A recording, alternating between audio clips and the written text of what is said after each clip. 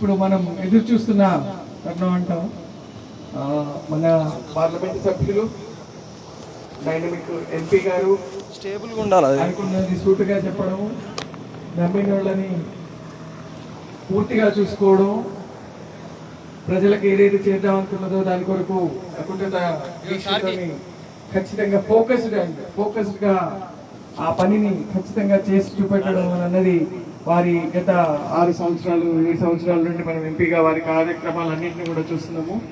వారు మనతో పాటుగా ఈరోజు ఉండడం నిజంగా సంతోషకరమైన విషయం. వారి సపోర్టు మీ అందరికీ దొరకడం అనేది చాలా నిజంగా అదృష్టంగా భావిస్తున్నాం. ఎందుకంటే ఇక్కడ పసుపు బోర్డు రావడం, ఈ కంపెనీ లాంచింగ్ టైం, వారు ఎంపీగా ఉండడం, ఈ 3 కోఇన్సిడెన్సెస్ అనేది ఈ కంపెనీకి చాలా అది విదేశాల్లో కూడా ఈ కంపెనీ యొక్క బిజినెస్ పాకే విధంగా వారు సపోర్ట్ చేస్తారు. ఆ సపోర్టు వారు ఈ రోజు ఈ కార్యక్రమానికి ఇంత సమయాన్ని వెచ్చించడమే దాన్ని మనం పెద్ద సపోర్ట్ గా తీసుకోవచ్చు. సో వారి సందేశం ఇవ్వాల్సిందిగా కోరుతున్నాను. Thank you. జై శ్రీరామ్, జై శ్రీరామ్. ఇవాళ ఈ టర్మరిక్ ప్రాసెసింగ్ యూనిట్ ని ప్రారంభించుకున్నందుకు మీ ఎఫ్పిఓ కూడా శుభాకాంక్షలు, అభినందనలు తెలియజేస్తా ఉన్నా.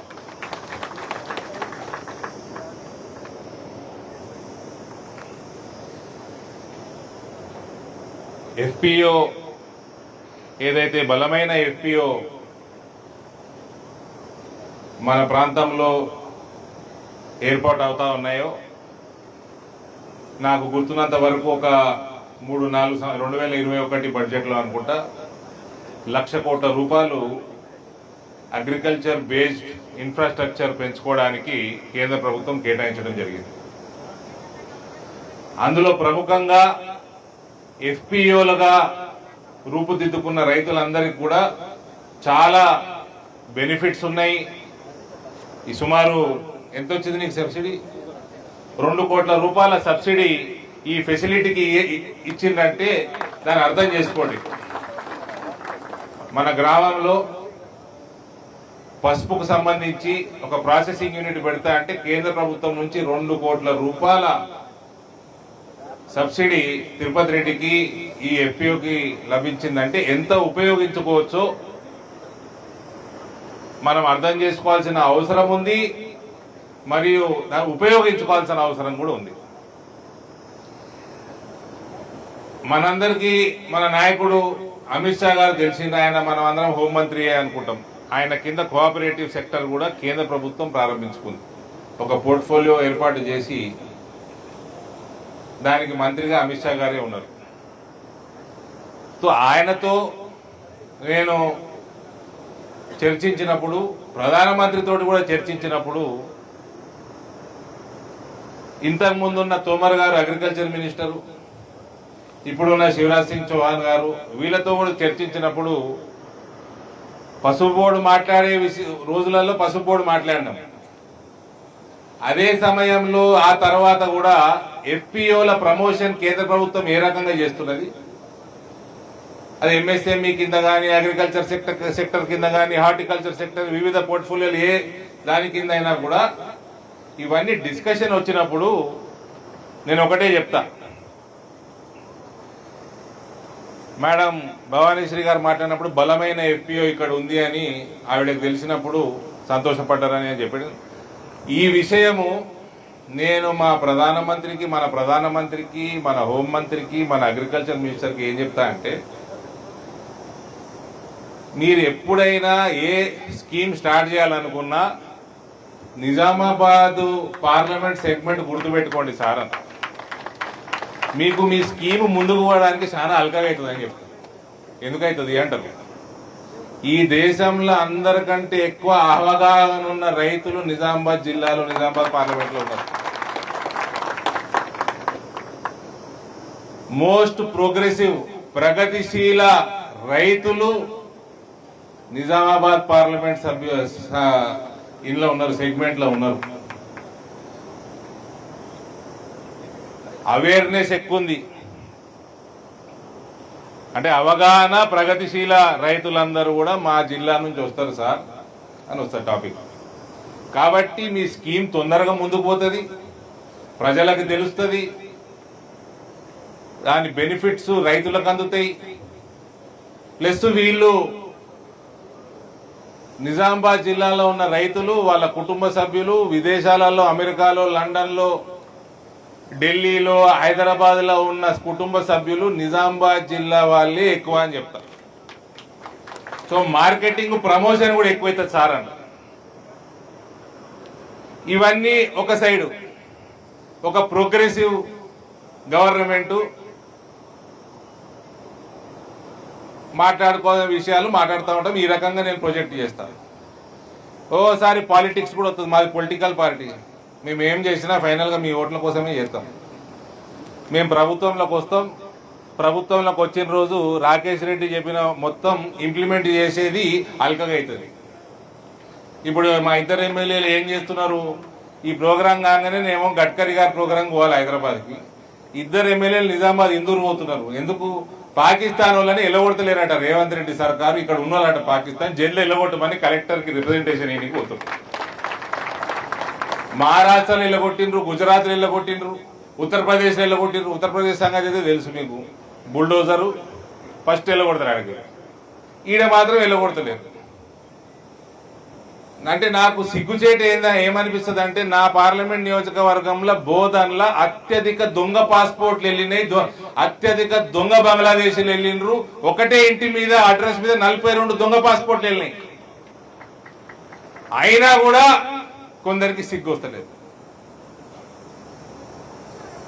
తో ఆ టాపిక్లకి ముందు పోయే ముందు ఎఫ్పిఓల విషయము, కేంద్ర ప్రభుత్వం స్కీములు ఏ రకంగా ముందుకు పోతే అల్కగా ఎట్లయితుంది, పబ్లిసిటీకి, ప్రజలకు తెలియనీకే, రైతులకు తెలియనీకే నా ప్రాంతం ఎందుకండి అనగానే పొలిటికల్ యాంగిల్లో కూడా తెలంగాణ విషయంలో డిస్కషన్లు వచ్చినప్పుడు వివిధ కులాలు, మతాలు, ఇతర సెగ్మెంట్స్ ఇవన్నీ వచ్చినప్పుడు ఆబ్వియస్ గా తెలంగాణలో రెడ్డి కమ్యూనిటీ అన్నది ఒక important political community, social community.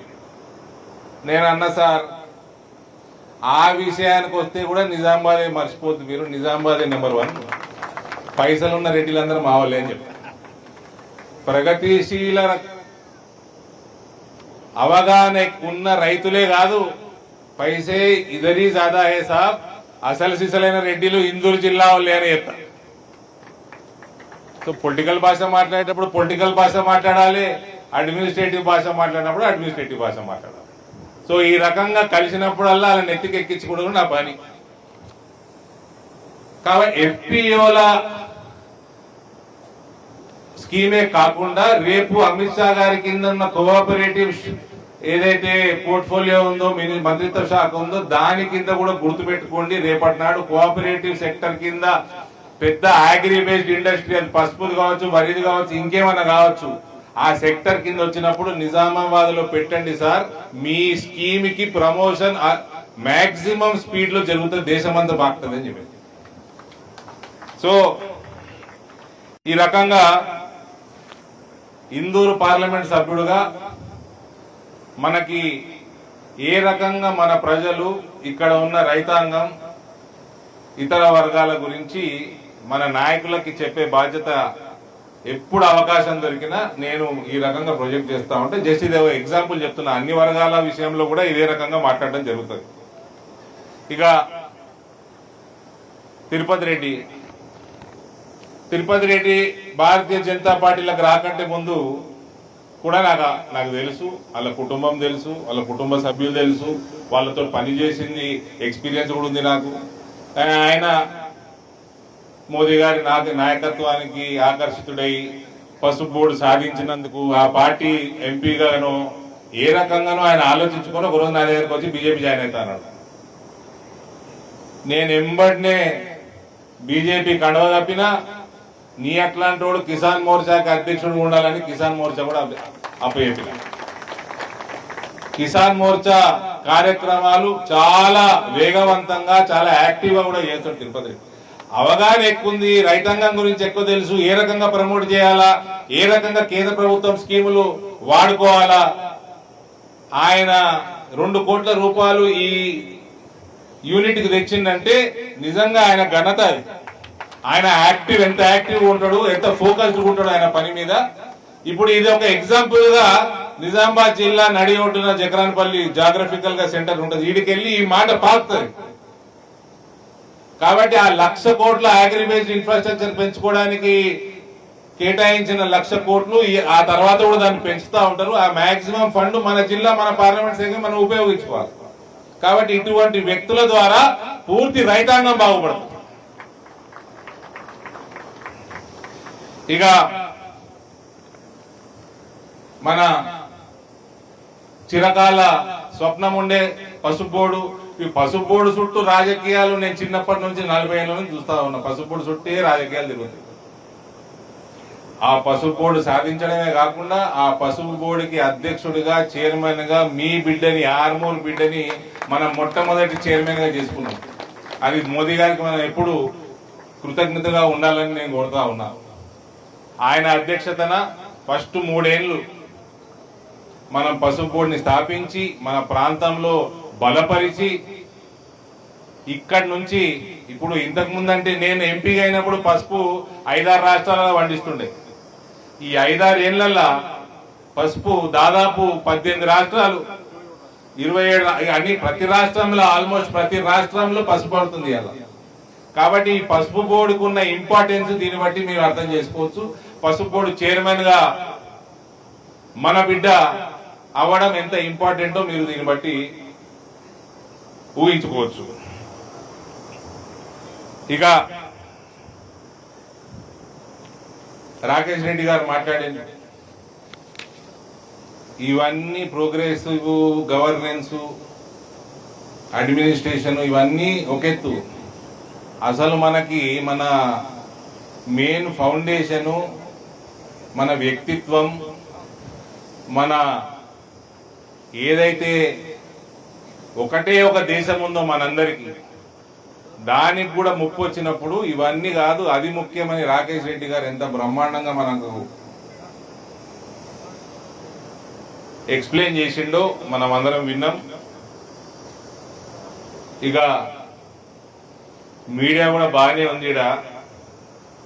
Narendra Modi सिर्फ पुल सड़क बनाने नहीं आया भाई, नरेंद्र मोदी भारत देश को जगत गुरु के जैसा खड़ा करने के लिए आया. तो మోదీ జీ నాయకత్వంలో ఇప్పుడు జరుగుతున్న పరిణామాలు ఏదైతే టెర్రరిజం చేస్తున్నారో వీళ్ళు, మన భారతీయుల్ని ఏ రకంగా అయితే చంపినరో పాకిస్తాన్ టెర్రరిస్టులు, వాళ్ళకి ఈయన నాయకత్వంలో మామూలు జవాబు, దీటైన జవాబు కాదు, పర్మనెంట్ ఒకటేసారి ఒకటే దెబ్బకి మొత్తానికి పర్మనెంట్ గా టెర్రరిజం అన్నది కనుమరుగైతుంది. అటువంటి నాయకుడు నరేంద్ర మోడీ నాయకత్వంలో ఇలా భారతదేశం ఉందంటే ఇది ప్రతి ఒక్క భారతీయుడు ఒక అదృష్టం. ఇది నేను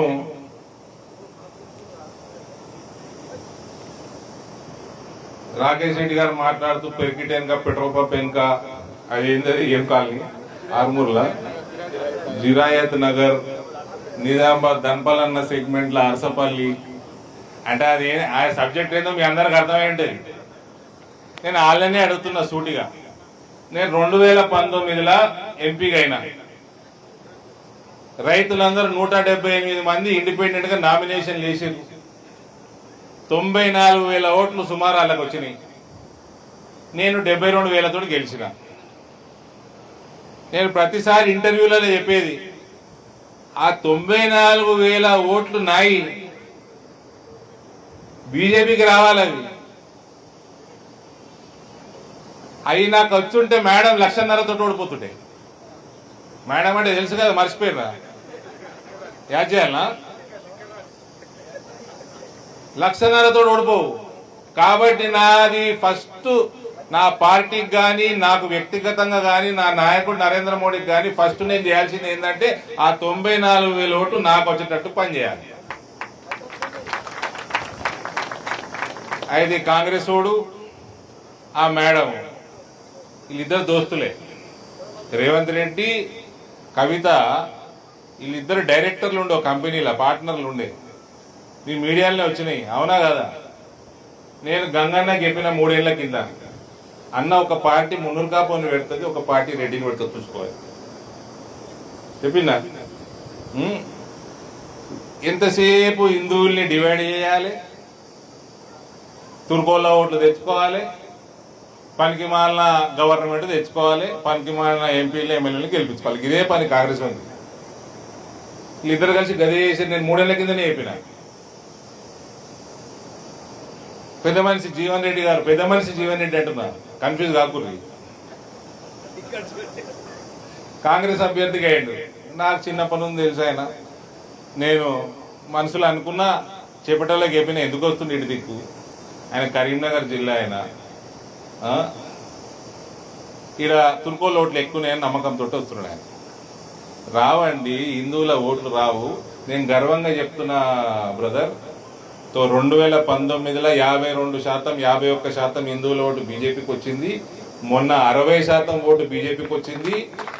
నెక్స్ట్ 2029లో జరిగే ఎన్నికల్లో 75% హిందువుల ఓటు బీజేపీకి వస్తుంది నిజామాబాద్ పార్లమెంట్ లో.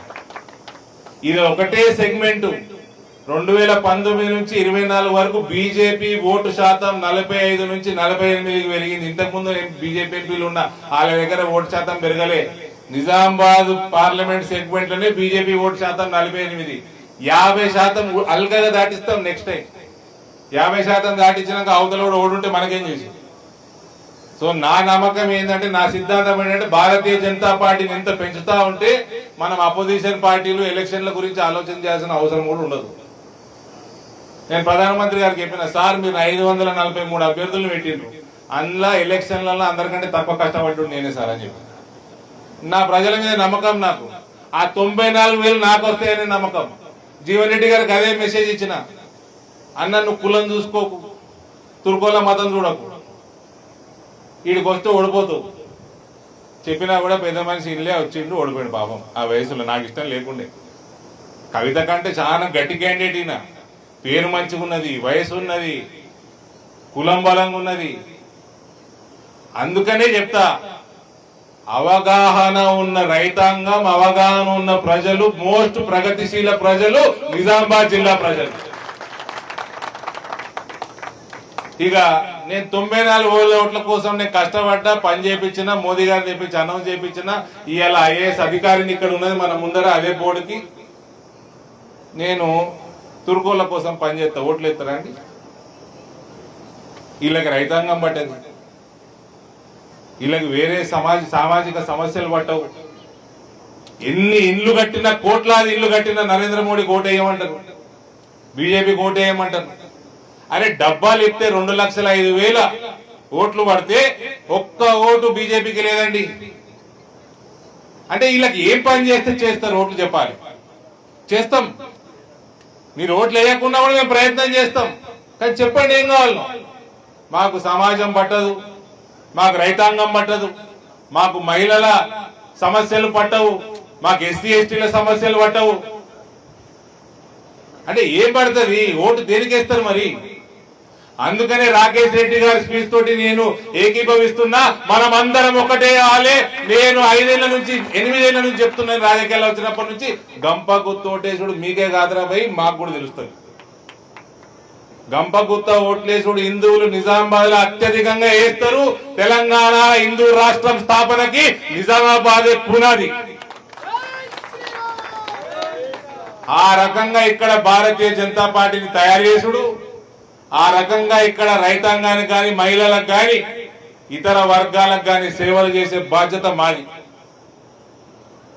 ఇవాళ రాకేష్ రెడ్డి గారు నిజామాబాద్ ఇక్కడ మాట్లాడిండు, జగరాన్పల్లిలో, రాష్ట్రంలో మాట్లాడుతున్నాడు, ఛానళ్లలో మాట్లాడుతున్నాడు. అందరికంటే ఎక్కువ గర్వపడేటోడు నేనే.